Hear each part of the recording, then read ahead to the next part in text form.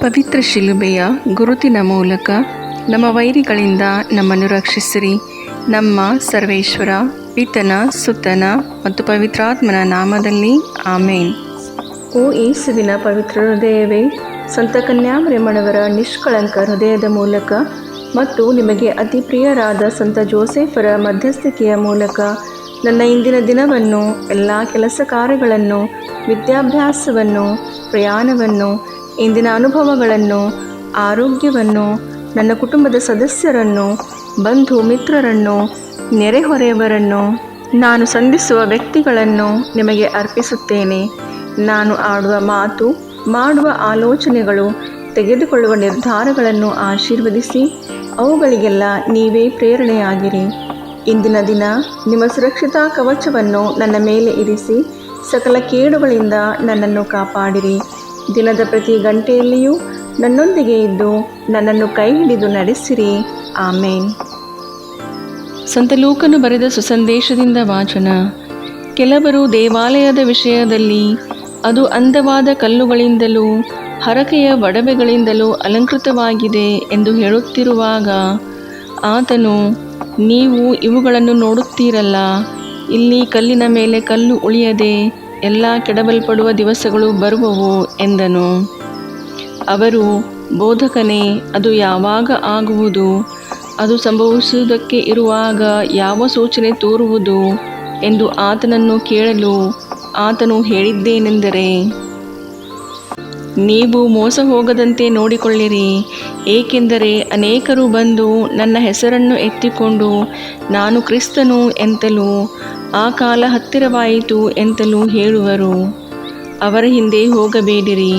ಇದಲ್ಲದೆ ಯುದ್ಧಗಳು, ಗಲಿಬಿಲಿಗಳು ಆಗುವುದನ್ನು ನೀವು ಕೇಳುವಾಗ ದಿಗಿಲು ಪಡಬೇಡಿರಿ. ಏಕೆಂದರೆ ಇದೆಲ್ಲ ಮೊದಲು ಆಗುವುದು ಅಗತ್ಯ, ಆದರೂ ಕೂಡಲೇ ಅಂತ್ಯ ಬರುವುದಿಲ್ಲ ಎಂದನು. ಆಗ ಆತನು ಅವರಿಗೆ ಹೇಳಿದ್ದೇನೆಂದರೆ, ಜನಕ್ಕೆ ವಿರೋಧವಾಗಿ ಜನವು, ರಾಜ್ಯಕ್ಕೆ ವಿರೋಧವಾಗಿ ರಾಜ್ಯವು ಏಳುವವು ಮತ್ತು ಮಹಾಭೂಕಂಪಗಳಾಗುವವು.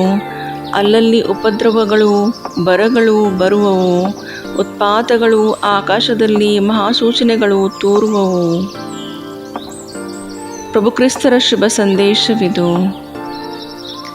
ಚಿಂತನೆ. ಯೇಸು ಜೆರುಸಲೇಮ್ ದೇವಾಲಯದ ಅಂತ್ಯದ ಕುರಿತು ಹೇಳುವ ಮೂಲಕ ಭೂಮಿಯ ಮೇಲಿನ ಯಾವ ಮಹಿಮೆಯೂ ಶಾಶ್ವತವಲ್ಲ ಎಂಬ ಸತ್ಯವನ್ನು ತಿಳಿಯಪಡಿಸುತ್ತಾರೆ. ಇಹಲೋಕದಲ್ಲಿ ನಾವು ಹೆಮ್ಮೆ ಪಡುವ ಎಲ್ಲವೂ, ಅದು ನಮ್ಮ ಸ್ವತ್ತು, ಮನೆ, ಆಸ್ತಿ ಅಥವಾ ಒಳ್ಳೆಯ ಹೆಸರೇ ಆಗಿದ್ದರೂ ಎಲ್ಲವೂ ತಾತ್ಕಾಲಿಕ ಮತ್ತು ನಶ್ವರವಾಗಿದೆ. ದೇವರ ಪ್ರೀತಿಯೊಂದೇ ಶಾಶ್ವತವಾದದ್ದು.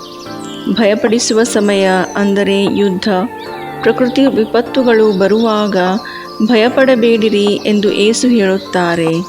ಏಕೆಂದರೆ ಅವು ಅಂತ್ಯದ ಸೂಚನೆಗಳಲ್ಲ, ದೇವರು ತಮ್ಮ ಯೋಜನೆಯನ್ನು ನೆರವೇರಿಸುತ್ತಿರುವ ಸೂಚನೆಗಳಾಗಿವೆ. ವಿಶ್ವಾಸದಿಂದ ಜೀವಿಸಲು ಯೇಸು ಕರೆ ನೀಡುತ್ತಾರೆ. ಪ್ರಾರ್ಥಿಸೋಣ. ಪ್ರೀತಿಯ ತಂದೆಯೇ, ನಾವು ನಿಮ್ಮನ್ನು ಮರೆತು ಇಹಲೋಕದ ವ್ಯಾಮೋಹಗಳ ಹಿಂದೆ ಅಲೆದಾಡಿದ ಕ್ಷಣಗಳಿಗಾಗಿ ನಮ್ಮನ್ನು ಕ್ಷಮಿಸಿರಿ. ನಶಿಸಿ ಹೋಗುವ ಇಹಲೋಕದ ವಸ್ತುಗಳ ಮೇಲೆ ಅವಲಂಬಿತರಾಗಿರದೆ ಶಾಶ್ವತವಾದ ನಿಮ್ಮ ರಕ್ಷಣೆಯಲ್ಲಿ ನಾವು ಉಲ್ಲಸಿಸುವಂತೆ ಕರುಣಿಸಿರಿ. ಭಯದ ಸಮಯದಲ್ಲಿ ವಿಶ್ವಾಸವನ್ನು, ಅಶಾಂತಿಯ ಸಮಯದಲ್ಲಿ ಶಾಶ್ವತ ಶಾಂತಿಯನ್ನು, ಗೊಂದಲದ ಸಮಯದಲ್ಲಿ ನಿಮ್ಮ ಸನ್ನಿಧಿ ಮತ್ತು ಪ್ರೀತಿಯ ಭರವಸೆಯನ್ನು ನಮಗೆ ನೀಡಿರಿ. ನಾವು ನಿಮ್ಮ ಆಗಮನಕ್ಕೆ ಸದಾ ಸಿದ್ಧರಾಗಿರುವಂತೆ ಕರುಣಿಸಿರಿ. ನಮ್ಮ ಪ್ರಭು ಯೇಸು ಕ್ರಿಸ್ತರ ಮುಖಾಂತರ. ಆಮೇನ್.